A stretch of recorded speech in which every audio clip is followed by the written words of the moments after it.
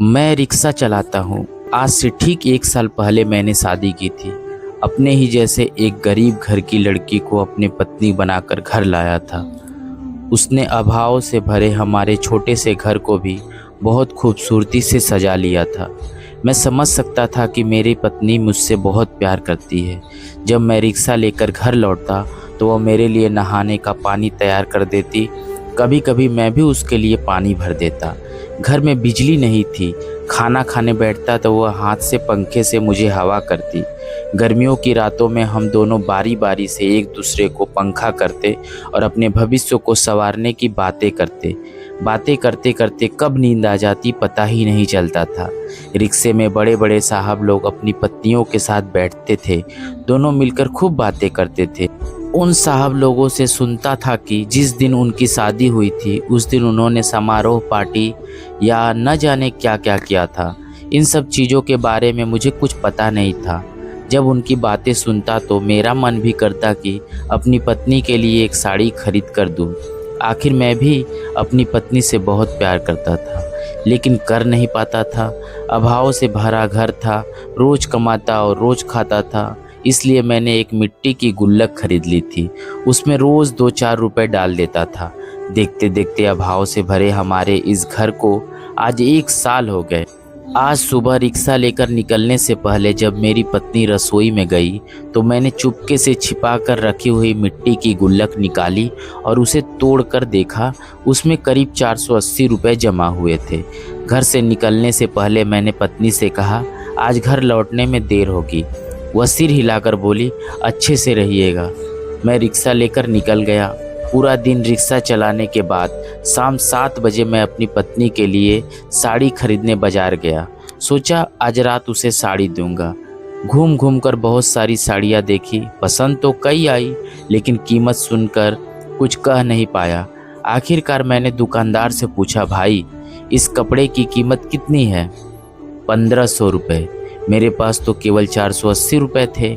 इसीलिए मैं वहाँ से लौट आया। बाजार से बाहर निकलकर सड़क किनारे बैठे दुकानदारों में से एक से 480 रुपये में एक साड़ी खरीदी और घर चला आया।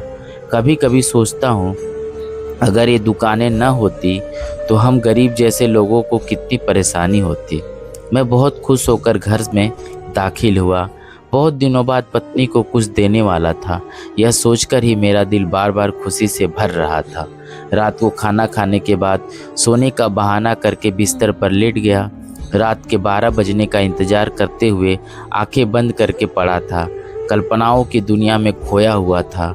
साड़ी देने के बाद मेरी पत्नी क्या कहेगी, वह कितनी खुश होगी। रात के 12 बज गए।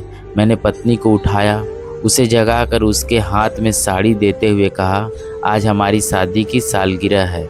आज ही के दिन तुम मेरे छोटे से कच्चे घर में आई थी। मेरी तरफ से तुम्हारे लिए एक छोटा सा तोहफा। मेरी पत्नी ने साड़ी को अपने सीने से लगा लिया। उसकी आंखों से आंसू बहने लगे। फिर वह उठी और ट्रंक खोलकर साड़ी उसमें रख दी। उसके बाद उसने ट्रंक से कुछ निकाला। मैंने झांक कर देखने की कोशिश की लेकिन देख नहीं पाया। पत्नी ने ट्रंक बंद किया और मेरे हाथ में एक लुंगी रख दी। मैं थोड़ा हैरान हो गया क्योंकि मेरे मन में सवाल था, पैसे कहाँ से आए? मैंने पूछा, तुम्हें पैसे कहाँ से मिले? वह बोली, बहुत दिनों पहले से मैं रोज़ खाने के चावल में से एक मुट्ठी चावल अलग करके जमा कर रही थी। धीरे धीरे जमा करके कुछ दिन पहले मैंने वे चावल पड़ोस वाली भाभी को बेच दिए। उसी पैसों से वह लुंगी खरीदी है। सोच रही थी आज आपको दूंगी लेकिन आप घर आते ही सो गए। इसीलिए सोचा कल सुबह दे दूंगी। मैं कुछ भी नहीं कह पाया, बस उस लुंगी को उलट पलट कर देखता रहा। फिर मैंने कहा, सुना है बड़े साहब लोग अपनी शादी की सालगिरह पर केक काटते हैं। पत्नी बोली, हमारे पास इतने पैसे हैं क्या? मैंने कहा, घर में मुरमुरा है? हाँ है, जाओ सरसों के तेल में मुरमुरा लेकर आओ। साथ में एक हरी मिर्च और एक प्याज भी ले आना। अच्छा रुकिए, मैं अभी लाती हूँ। टीन की दीवार की दरारों और खिड़की से चांदनी अंदर आ रही थी। हम दोनों खिड़की के पास बैठकर मुरमुरा खा रहे थे। हम अपनी पहली शादी की सालगिरह मना रहे थे। छोटे छोटे तोहफों और बेशुमार प्यार के साथ हम जैसे रिक्शा चालकों का जीवन भी इसी तरह छोटे छोटे सुखों और अनगिनत प्यार में हमेशा खुशहाल रहे।